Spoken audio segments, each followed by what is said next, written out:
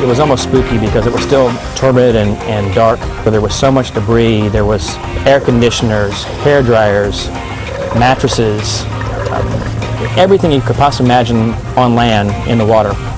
It was like diving in on the moon or something. It was just like unreal that this was the same place I had dove before.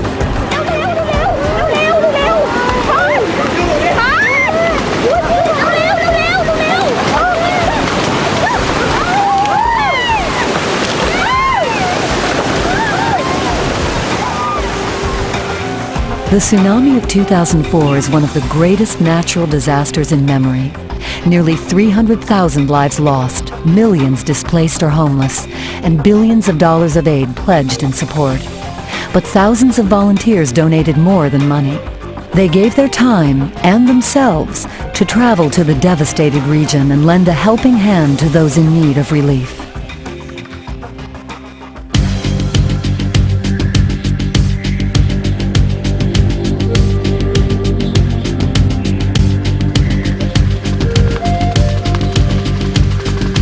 I remember the first image that came across that television was a helicopter landing at the Rocha Resort where I had just been 6 weeks earlier. From the moment I saw it hit, I called the board of directors and said, we've got to do something. Todd Barber retired from a successful financial consulting career in his 30s. An avid scuba diver, he invented the reef ball, a simple yet ingenious habitat for fish and coral. These specially treated cement balls imitate the shape of real coral, and within a few years the coral planted on them grows and resembles a reef that nature would take thousands of years to create. All it is simply the base that a natural reef is going to grow around. Now 42, Todd is the chairman of the nonprofit Reef Ball Foundation and devotes his time to coral restoration projects around the world. A few weeks before the tsunami hit, he initiated a project on Rocha Island in Thailand. This is what the Rocha Resort, where Todd was working, looked like on the morning of December 26, 2004.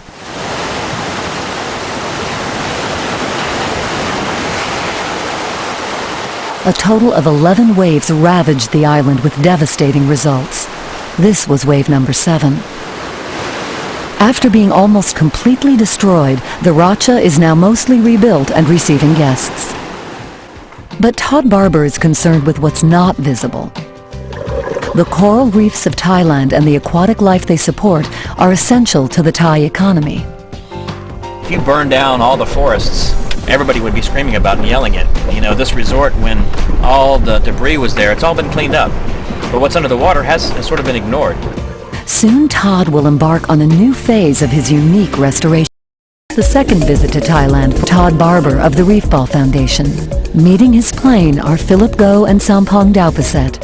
Philip is the owner of the dive shop on Rocha Island and the point man for the Reef Ball project in Thailand.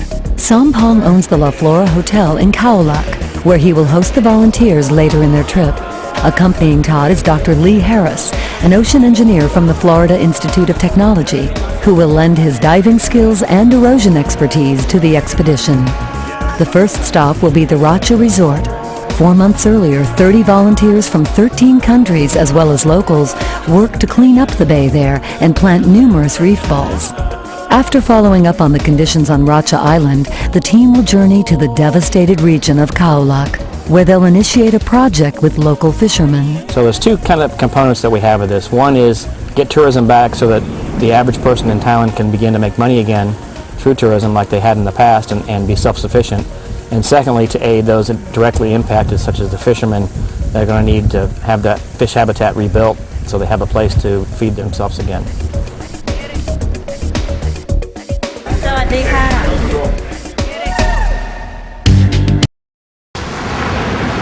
On Rocha Island, Todd Barber can't wait to get in the water and see what's going on. He and Dr. Harris suit up at Philip's dive shop. And which tank should we set up on? Any tank you need. This is my first reconnaissance dive since we've returned to the project, so what's important for me is to get an overall picture of what's going on down there, how the corals are doing that have already been planted, how the area has changed since the tsunami. One of the things we're looking at with Dr. Harris is the sedimentation. The sand got all sorted by the tsunami, and that's affecting the corals, so we want to see how much that settled down. It's going to be interesting. I really am excited to see the fish life and see how they're enjoying the reef balls.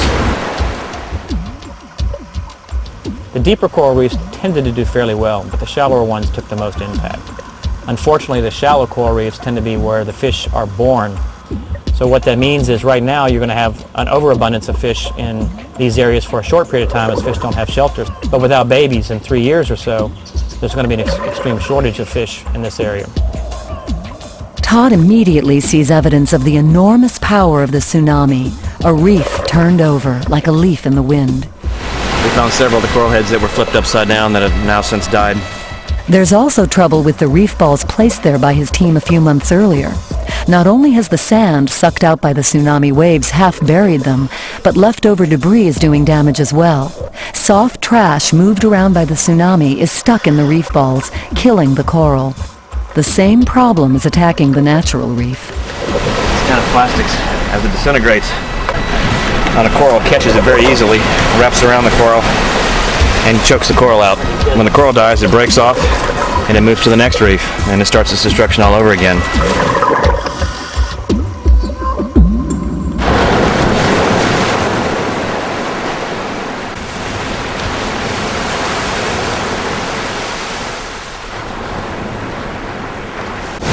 The trash is wreaking havoc on the reefs. There's a lot of sand that's moved in, probably at least a foot of sand. It's not a pretty sight down there. We have a lot of work to do this week. That tsunami's just not gonna give up on us just yet. As work continues on reconstruction of the resort, the reef ball team is setting up molds to make new reef balls. 2 volunteers from Phoenix, Arizona arrived just in time to help out. John Walsh is the president of the Reef Ball Foundation Volunteer Division and is their coral propagation expert.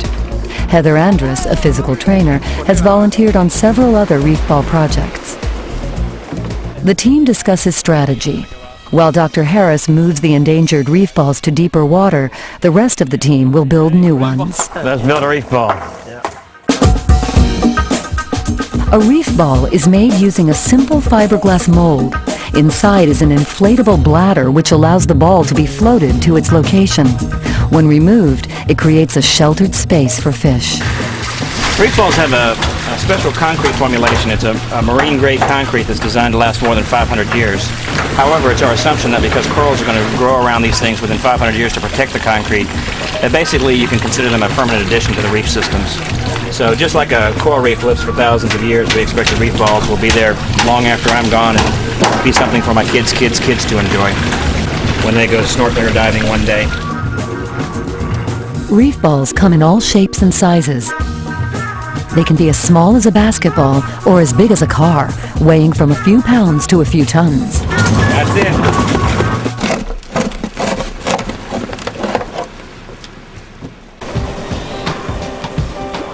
With 1 reef ball in tow, the team looks for a good location. We've had to double our efforts here because it looks like there's a lot more tsunami damage than we thought. So we're really focusing on doing everything we can to help restore this reef.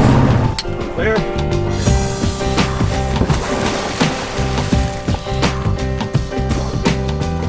Todd and Dr. Harris have decided to augment their previous site in deeper water, where the shifting sand from the tsunami won't bury the reef balls and kill the coral they will plant on them. To make sure they don't hit natural reef, they ride the reef ball down, guiding it to a safe spot in the sand.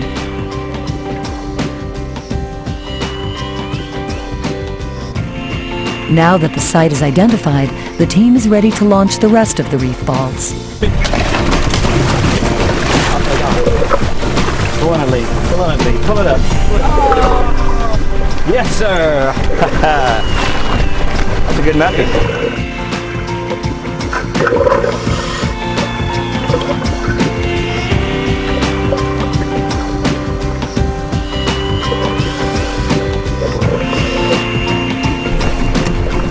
Todd goes in for a look. He's pleased with the coral growth on the deep water reef balls. The whole economy of Phuket is based on tourism, most of it dive tourism. If we don't bring that back, the people here will be hurt even more by the tsunami than the physical effects. It's the livelihood.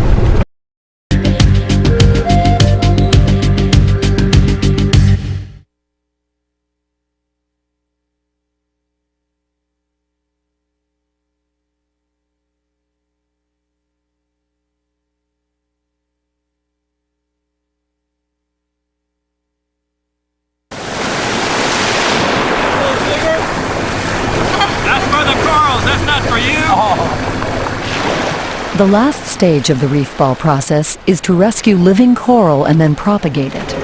So we're going to Gilligan's Island? John and Heather set up a coral propagation table on a floating platform. Underwater, Todd gathers various species of coral in need of rescue. We're going to work only with imperiled corals. Those are corals that we feel are going to be dead within a year or less. He then cuts small pieces of them, which he gathers in a basket and sends to the surface.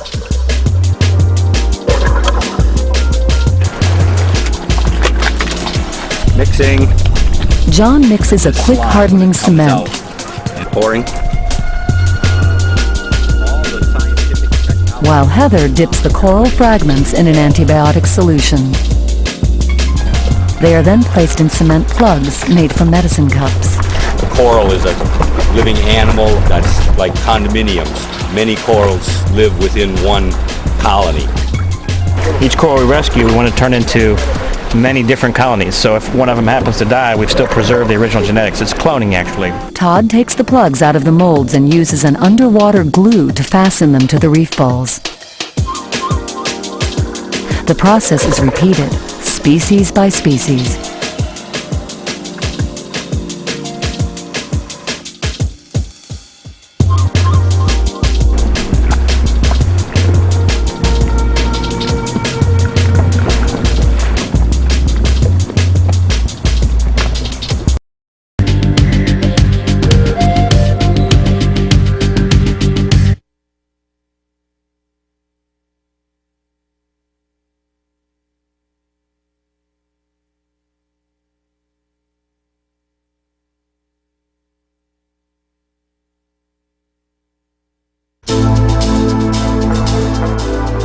Cowlock still bears the scars of the tsunami as attested by this spirit house, built to remember a victim.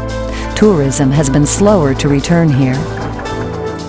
Today, some local fishermen are to act as guides to Todd and his team as they survey the Cowlock Reef.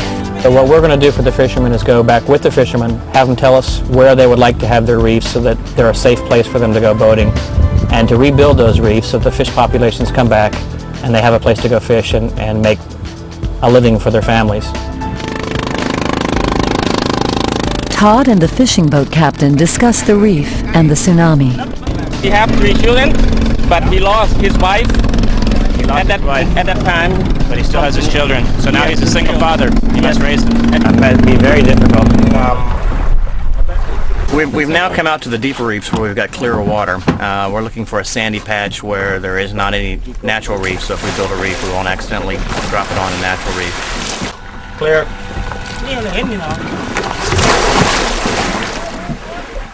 A half hour later, the verdict is in. It'll be a great place to build a reef. It is. Now that they've located a good spot, the next step is to discuss the project with the chief of the village. Thank you very much. Todd hikes back to La Flora past the ruins of a resort. Tomorrow he returns to Ban Nam Kem, a devastated fishing village he visited 6. In the fishing village of Ban Nam Kem, 90% of the population lost a family member. Todd visited the village 6 weeks after the tsunami. There was 300 people sitting on the foundations of what used to be houses. With the emptiest stairs, I mean, I still have nightmares. So just their faces looking at me and just not knowing what to do. It's driven me to want to make a difference and to want to help these people. The Thai general in charge of tsunami reconstruction efforts is the Reef Ball Foundation's escort in Ban Nam Kem. He shows the team a memorial park that's being built for the anniversary of the disaster. What I call memorial walk. On the right hand side will be the name of those who lost their life from this village. More than 1,200 people. The chief of the village is introduced to the team. Phillips.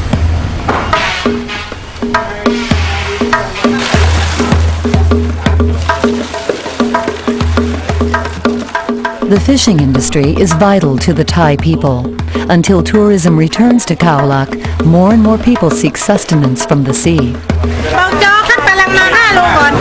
So which one brings the most money in the market? This one is more expensive than this one. And all the boats using nets, or there's เรือทุก mixture? ลำใช้อวนหมดเลยหรือว่า most of them บางครั้ง Basically, we're building houses for the fish. So where we put the houses down, fishing will be much easier. They'll catch a lot more fish. เข้ามาอยู่ It's time for a demonstration of the reef ball. The response is enthusiastic. They were very, very knowledgeable about what's happening under the sea and understood why reefs are important. They were very eager to help, and their only question was, when does it start? See, when I first went there, it was total destruction. When I went there today, the people were happy again, and that made me feel very good. And the people were working again. That made me feel very good.